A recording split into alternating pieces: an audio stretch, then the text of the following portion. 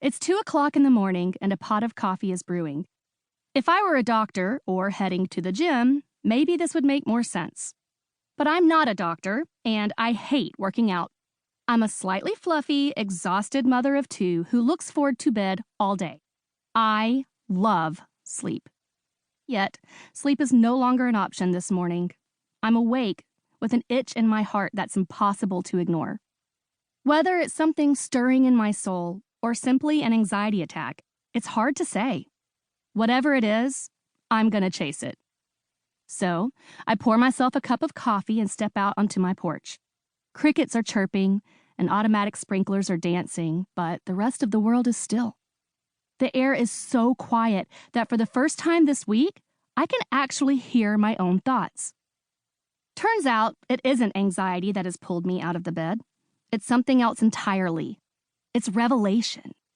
I've spent months wrestling over this manuscript, struggling to get it just right. And after all that struggle, I'm awake this morning with an invariable sense of clarity. I know what I'm trying to say! Never mind this book is due in a month, or that I'm stuck halfway through the manuscript.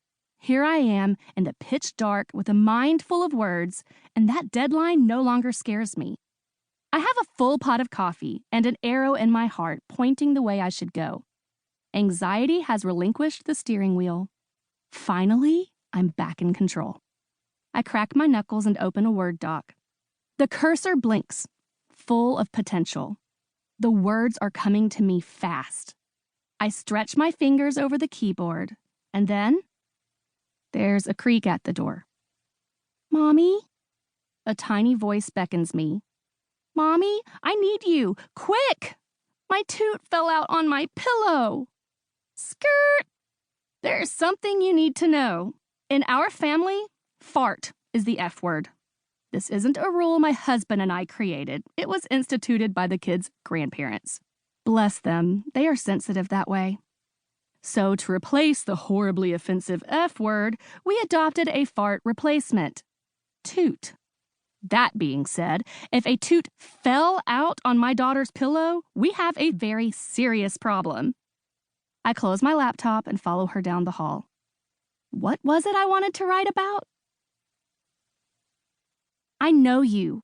I really feel like I do. You're juggling all the things. The kids, the house, the dreams of what life could be, the realities of the bank account. You know there's got to be more out there, and that you're not just here by some random universal chemical spill. But it's hard to imagine what kind of intention could possibly be out there, given the messy way life rolls out. In many ways, you are living the dream. But you're surprised it doesn't feel weightier. Some days, those things you chased for so long feel hollow in your hands.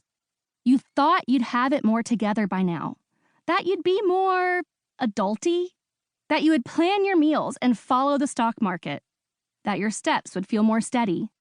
You figured by now that surely you would make your bed in the mornings. But no, that's not your life. Instead, you make big plans, and they change. You envision a brighter tomorrow, and then you wake up with a nasty case of pink eye. You download a meditation and prayer app in an attempt to build your spirituality, but you turn it on, lie down in bed, and it makes you fall asleep. Oops.